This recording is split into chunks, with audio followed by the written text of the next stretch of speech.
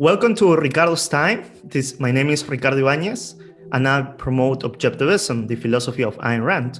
Today I have a special guest. His name is Andrew Bernstein. He is an American philosopher and an objectivist, most known as the education guy. Why they call you education, Andrew? Thanks. Welcome. Thanks for having me on, Ricardo. It's good to be here. Absolutely. Well, I'm writing a book on education. There's a book from the past named Why Johnny Can't Read, which was supported phonics and the teaching of reading, and I'm picking up on that in my that was 1955.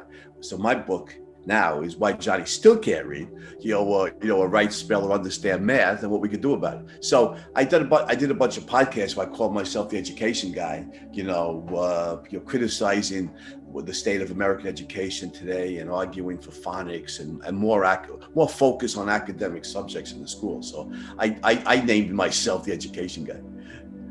That's nice. That's really nice. I like it. So our audience would like to know, first of all, how did you discover Ayn Rand and how Ayn Rand has influenced your life? Sure. I was lucky, Ricardo. I had a teacher in high school. I'll mention his name. It was Jay Hyman, because he was a great guy. Went to public schools in Brooklyn, and I had a teacher who was an objectivist, and this was a hygiene class, and the hygiene curriculum is pretty simple, and he went through the hygiene material easily, and then we got into these more interesting discussions on philosophy and ethics and politics. So I was fascinated. What he said made so much sense to me. This was during the Vietnam War and riots. Well, there's riots now, but riots, college campuses and in big cities. And what Mr. Hyman said made so much sense to me. I got all that summer. I was 16, 17. I turned 17 that summer. I read all of Ayn Rand's novels. And wow, I read The Fountainhead and Atlas Shrugged, and I knew this was the most important thing in the world. And so I became, enthusiastic supporter and student of Ayn Rand, and went on to get a PhD in philosophy. So, I can see Ayn Rand's place in the history of philosophy. And you have dedicated time to Ayn Rand's work and, in your life as a professional as well, right? Yeah, absolutely. I mean, I published 7 books. One of them is Objectivism in One Lesson, an introduction to the philosophy of Ayn Rand. It's an intro text designed to be the bridge between Ayn Rand's novels and Leonard Peikoff's very advanced, OPAR, Objectivism, philosophy of Ayn Rand. So yeah, I've done a lot of essays that I've written, reference Ayn Rand. Yeah, and my book, The Capitalist Manifesto, the historic, economic, and philosophic case for laissez-faire. Well, where's the philosophy come from? Well, it's Ayn Rand. So yeah, I've done a lot of. I've applied objectivism in a lot of my professional work. Absolutely, she makes the moral case. Absolutely. Yeah, and I know one of your works that you like the most too is to highlight heroism. Why do you think it's important to understand what a hero is and who can be a hero? By the way, here's the book, Heroes, Legends, Champions, Why Heroism Matters. It was published back in January of this year. I think regarding heroes, they're necessary in human life for 2 main reasons. One of which is they just do great things that advance human life, whether they cure diseases or write great novels or make advances in philosophy, or they defend liberty against a dangerous enemy. In any number of different ways, heroes reach great achievements that make human life on earth better, and often takes great courage. Often have to risk their life or their reputation or their family, or they often need great courage and dedication to a goal that's difficult to reach. I mean, Thomas Edison, for example, didn't risk his life in inventing the electric light bulb, but it was years of work. It was years. It was enormously difficult. He never gave up. So whether it's perseverance or courage or both, heroes are undaunted in the face of obstacles and dangers, opponents, and they carry on to reach goals that will significantly advance human life. So that's, I think, one reason why we need heroes. And then the other reason is they inspire us to be the best version of ourselves. I mean, if I see somebody struggling like that to reach great achievements, it can inspire me to think, well, what could I do in my life if I'm as dedicated as this hero? Well, maybe I don't have Edison's genius, but what if I had his work ethic and his attitude of never give up? We never surrender. What if I mean, I have some degree of talent, right? What if I take that attitude and put it into practice? My life, I can make my life much better, and the lives of people around, people in my family and my friends and the people around me. So I think for both reasons, we need heroes. Wow, amazing. So yeah, to look for perfection, right? To do the best version we can be. Exactly. Be the best version of ourselves. So talking about heroes, who are the heroes and villains in American education, since you are the education guy?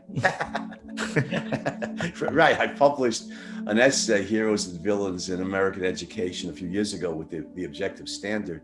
Well, one of the main villains, of course, is John Dewey, and the progressive school of education and their offspring and followers today. To put it simply, they wanted to devalue academic education in the schools. Less time spent on math, literature, science, history, and more on practical skills and vocational skills. Driver's ed, sex ed, shop classes. Hygiene. Ironically, where I had the Objectivist teacher. All of which is valuable, but I think should be done at home. By the parents, or if somebody wants vocational training, do that on your own time. But I think schools should focus on training the mind. Ayn Rand taught us that this is mankind's survival instrument, and we need to train the mind, just like birds will train their young, the fledglings, to fly, and lionesses will train their cubs to hunt and everything. Human beings need to think. We need to gain knowledge. That's how we survive. You don't have to be a philosopher or a scientist. Butcher, baker, candlestick maker. We need to be able to think, to run our own lives, and not have to be taken care of by the state. And so the devaluing of this academic training and intellectual development has been enormously harmful in the American schools, and the results show. And above all, they devalue phonics. And so the kids, the method of teaching reading. So I get college students, Ricardo. I have college students, and they're mostly good kids. They're good kids. Some of them struggle just to read, and they're in college, and it's heartbreaking. They don't want the kids to read. They don't want the kids to think. They don't want the kids to have knowledge. They want them to just be good at their work and obey the state. So these guys are villains, Dewey and his followers. Heroes, Maria Montessori is a hero. She wanted to train the children to think independently. She focused very much. And anybody, if you could get your kids to a Montessori school, my daughter went to a Montessori school. They tend to be much better than the average public schools. They'll use phonics. The kid will learn how to read. They'll focus on academic subjects, math, science, literature, history. The kids won't be ignorant. So Maria Montessori is a real hero. Rudolf Flesch wrote that book, Why Johnny Can't Read, that I mentioned before. Again, it was 1955, pushing for phonics, reached a lot of parents who realized kids aren't learning how to read. We need phonics. And, a lot of parents start teaching the kids themselves. You teach the children the alphabet and the sounds of the letters. You could literally teach a 4 or 5 year old, 4 to 6, you could teach them to read using phonics in a matter of months, especially if you read hero stories, Ricardo, because then the kids are motivated. You feel, oh man, there's good stuff, there's these great stories about heroes and heroines who overcame all these obstacles to reach great achievements. You get the kids motivated to read. So it's kind of strange sensation that happens in a great country such as the United States of America. So that also happens in Latin America. I'm from Peru, which is in Latin America, and where there is so much poverty.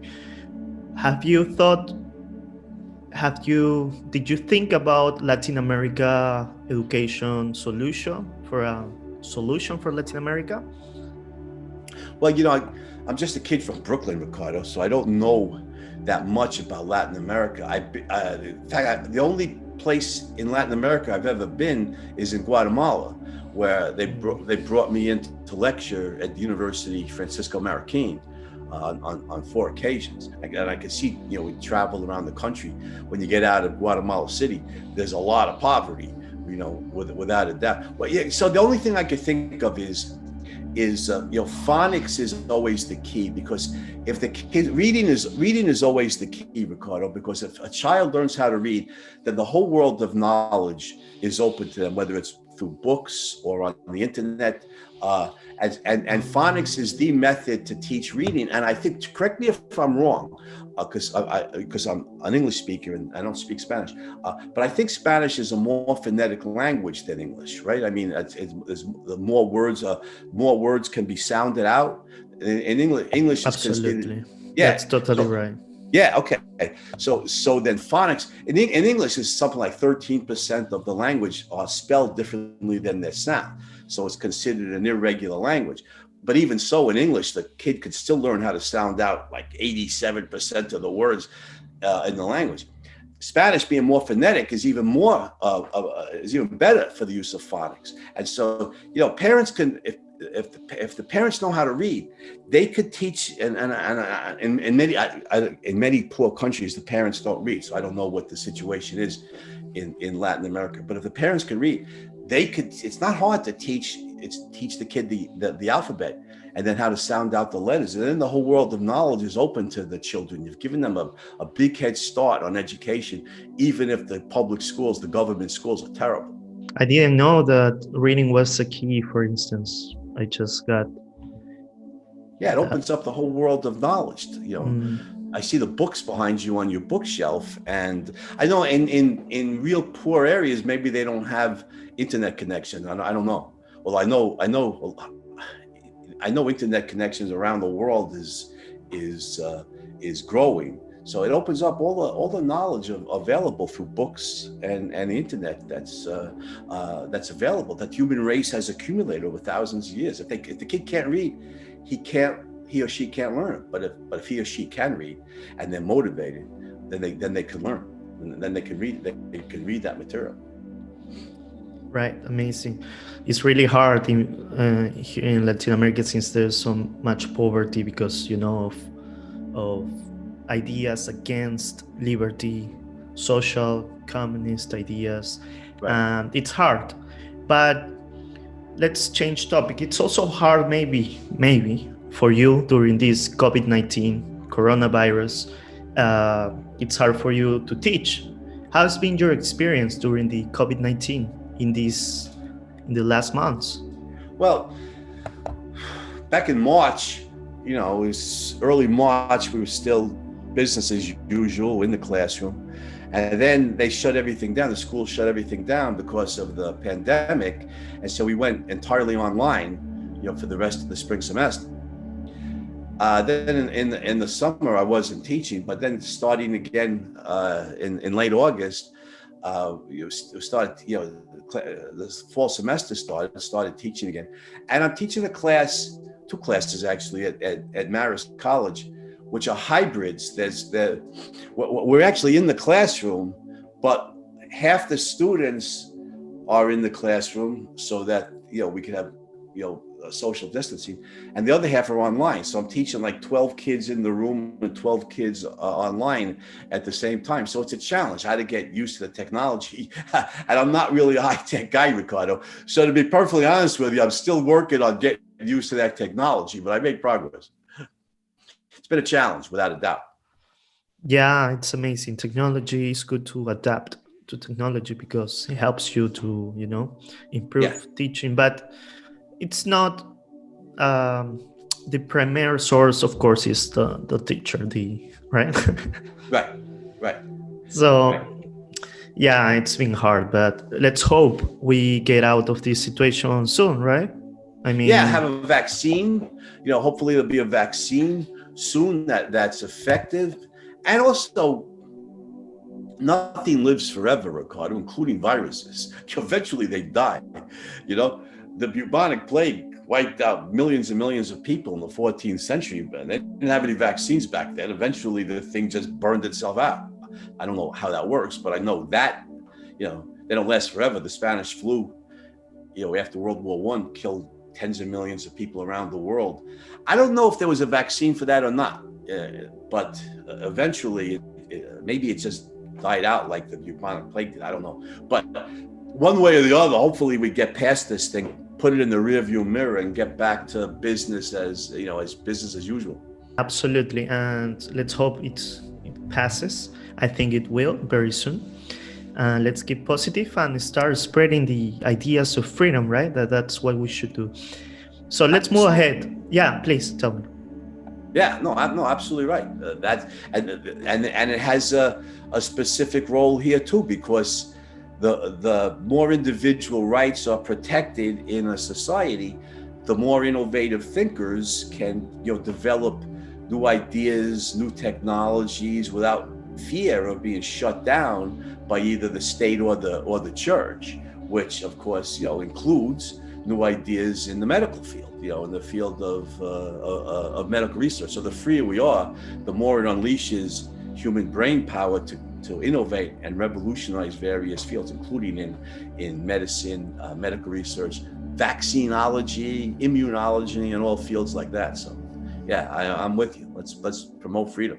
Let's do it. And let's move ahead. I know you have recently wrote an article about Black lives. It's not Black Lives Matter. So to make the distinction, it's about Black lives in general. And so the question is, the real threat for Black lives is white supremacy or leftist supremacy? Right. Yeah, I just published that essay a week or so ago. Leftist supremacy, not white supremacy, is the greatest threat to Black lives. Now, white supremacy in the United States still exists, but it's been dying since the heyday of the civil rights movement back in the 1960s. And it's not that much of it's still a danger, but not that much of a danger anymore. The real danger to Black lives are the thugs. There's like 5,000, 6,000, 7,000 Black Americans murdered every year. That's tons of homicides, and 90% are killed by criminals. Drug gangs is the main, the main example. The violence between and amongst the drug gangs. Well, you have that same thing in Latin America, right? I mean, in some places, Colombia, for example, Mexico. The violence between drug gangs is just hideous.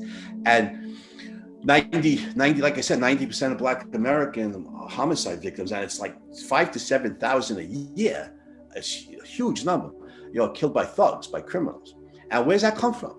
Well, I pointed out in the essay, it comes from leftist policies. The welfare state, which is giving money to women who have children, as long as she's not married, helped, but there's other factors, but that's contributed to bringing the Black American illegitimacy rate to 70%.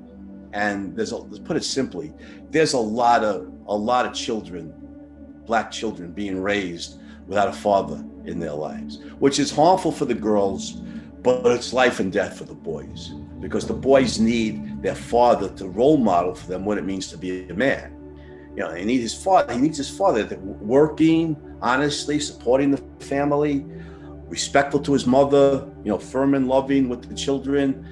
And you got thousands of boys growing up without a father in their lives, and this is a disaster. Leftist policies, as we discussed, have killed off reading and academic training in the American schools. The kids graduate high school, many of them can't read. Unemployment is high because of minimum wage laws. Somebody who's low skilled isn't worth low skills. If his work is only worth $8 an hour to an employer and the employer's got to pay him $10 an hour, well, he's not going to be employed. So you have this constellation of leftist policies that have generated thousands of fatherless young teenage boys who are semi-illiterate and have no chance of getting a job. And in many cases, they join gangs, get a sense of family. They get money from dealing drugs. They war against rival gangs. The violence is hideous. It's leftist policies that have contributed enormously to the high homicide rate amongst Black Americans. It wasn't that way before the 1960s. The crime rate in the Black urban neighborhoods was not nearly that high. Not nearly, that high. So yeah, leftist supremacy is what's the biggest danger to Black lives in the United States, not white supremacy, which has been dying for the last 60 years. Yeah, absolutely. I know in the 1960s, the welfare state was really, really much smaller than nowadays, right? Right. Yeah, that's when President Lyndon Johnson, the Great Society program, that's when the welfare state really accelerated, really took off.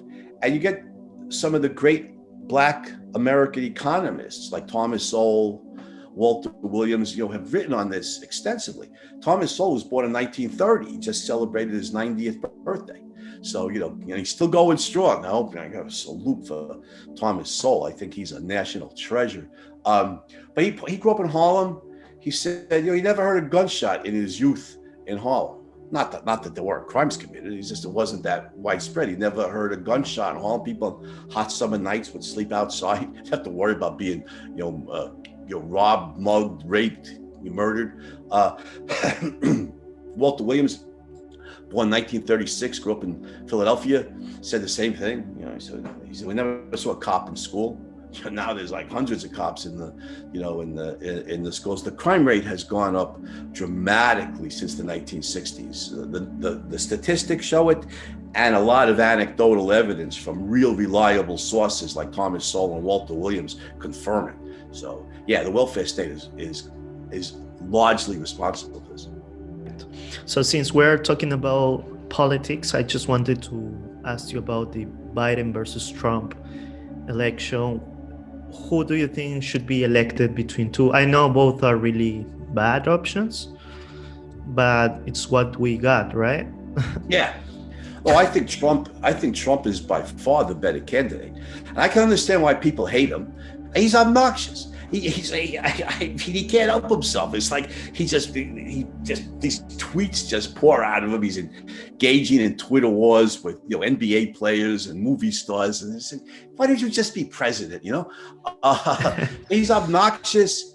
He's also dishonest. He makes stuff up. He lies constantly. In fact, Trump's so dishonest. He's almost as dishonest as Biden. But some of his policies have been really good. For one thing, he recognizes, as the Democrats do not, that harmful man-made warming is just false, right? The truth about climate change, I've done a lot of research on this, I've published on it. The truth about climate change is it's overwhelmingly natural, it's only trivially man-made. Warming periods are good for human life on Earth, any life on Earth. Cold periods are harmful to life on Earth. Trump recognizes, harmful man-made warming is a scam, and he doesn't impose restrictions on American energy producers. The United States has become a major petroleum producer again. You see the petroleum prices going down, like at the gas pumps, for example. The prices are much lower than when Obama was president. That's literally fueling the U.S. economy. The unemployment rates, the economy was doing very well before the pandemic. Unemployment rates for Black Americans, Latino Americans were very, very low. Trump's done a lot of good things. I mean, he's banned critical race theory from the training of federal employees, which is just racist propaganda. He's nominated various very qualified people for the Supreme Court. They're religious, and I know I worry about abortion rights and everything, but I'd much rather have religious conservatives on the court than leftists, who are much worse. In contrast to all this, Ricardo, Biden and the Democrats, I mean, Their base has been rioting for months. Democrat mayors and governors don't suppress the riots. They let it go on. Bad enough if they let it go on for one night, never mind for months. They want to defund the police. What's that? That's criminals lib. I mean, that's just insane. It's an insane policy. It's just that, the crime rate goes up when you defund the police. They support the Green New Deal, which is an insane piece of legislation. You're going to restrict fossil fuels and energy production in a vain attempt to stop something warming, which is good anyway. I mean, it's just insanity piled upon insanity. No, they're terrible. Trump, I think, is clearly the less bad candidate. And I think he's not winning right now, right? Am I wrong? Or Who, Trump? yeah. Yeah, the polls show Biden ahead, but we don't know how reliable the polls are. They had Hillary Clinton ahead 4 years ago also. So, I don't know. I know there's thousands and thousands of people that show up at Trump rallies all across the country, and you get about 6 people that show up at a Biden rally. So for whatever that's worth, the enthusiasm gap here clearly favors Trump, but I don't know, how that'll play out in the polls. We'll have to wait till election day. Right, and the last days it always happens. I mean, something happens the last days.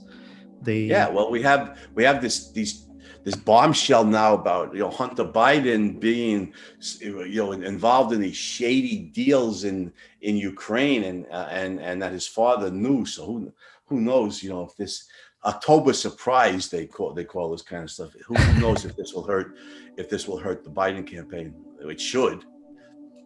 Right.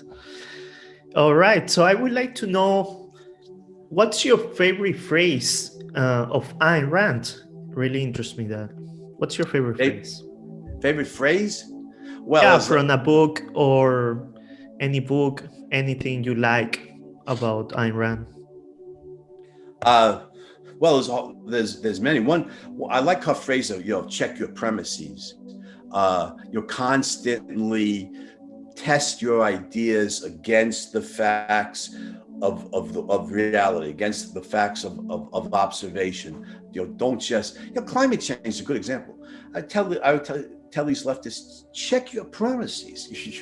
I mean, the medieval warm period 1,000 years ago was at least as warm as today. The Roman warm period of 2,000 years ago was warmer than it is today. The Minoan warm period of 3,000 years ago was much warmer than today, long before human beings burned fossil fuels. I mean, check your ideas against reality. Don't just, start with a theory and then run with it. Go with and stay with that theory, independent of any fact checking. So I love check your premises. And then a line from Atlas Shrugged.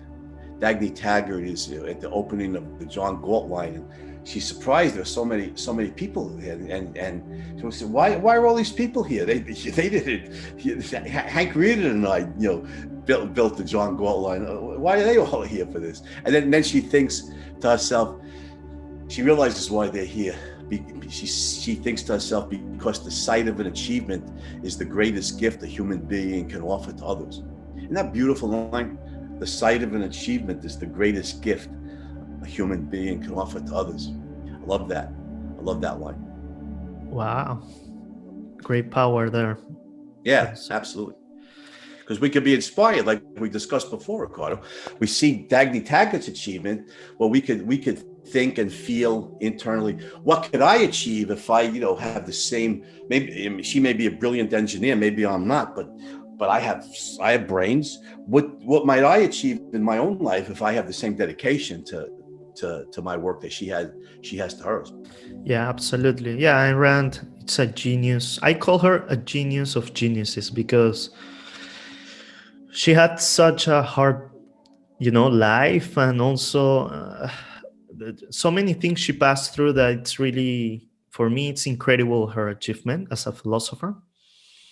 Unbelievable as well, so each thing she wrote was very special, very deep, Yes. Sometimes it takes, there are so many writings she had, It takes years. For me, it took some years to understand, for instance, the virtue of selfishness, a couple of years to, Yeah. because it's deep. It's deep. Right. And you're right, Ricardo. I think Ayn Rand, I mean, I love literature. My PhD's in philosophy, but I love literature most of any subject. And I think Ayn Rand is the greatest novelist in world literature. I think, The Fountainhead and Atlas Shrugged are the two greatest novels ever written. And then on top of that, she's the most brilliant philosopher since Aristotle, I think. She just excelled and revolutionized our understanding in two distinct fields. So genius of geniuses, I like that. I think that's a very accurate phrase. Yeah, absolutely. I would like to end this interview by asking you if you have any favorite educational technology or something you feel comfortable of using. I know it's hard because you are just getting used to, especially during this COVID-19, era crisis, which is not really. It's we have a philosophical problem, not COVID-19 primarily. Right. Right. Well, I think I was always a low tech guy, So I was, but one benefit from the pandemic is I got familiar with Zoom. And when we're on Zoom right now, so I've been doing Zoom presentations, and Maria Marti had me on, Ayn Rand Center Latin America a few weeks ago. She's in Argentina. So I was doing a Zoom presentation. I watch it. Yeah, that's right. You were there. And now again in Latin America, right after I get off with you, Ricardo, I'm going to be on in the UK, with Roger Ginsburg to celebrate Leonard Peikoff's birthday. So I've become much more adept with the Zoom technology, and it's great. I don't have to, pack my bags, go to the airport, go through security, fly 6 hours. I could just now that I'm good with Zoom, I could be anywhere in the world giving lectures and make money doing what I love without having the exhausting hassles of traveling, especially dealing with the security these days, post 9/11 world. Sorry, I didn't understand the last part. You say dealing with security? You got to go through the lines at security. After 9/11, I remember the days when you could just walk, buy your ticket, and just walk to the gate. Your family could come with you to the gate, everything. But after as terrorism came on the rise, and especially after 9/11, obviously you can't do that anymore. So it just made traveling even more annoying, than it used to be. So Zoom is great, Ricardo. I love doing this by Zoom. It's very convenient. Yeah, nice. It was a great interview. Thank you so much for your time. I appreciate it, Andrew. It was nice having you. I hope to have you another time for sure. And to the audience, don't forget to subscribe, follow, like. Thanks for your time as well.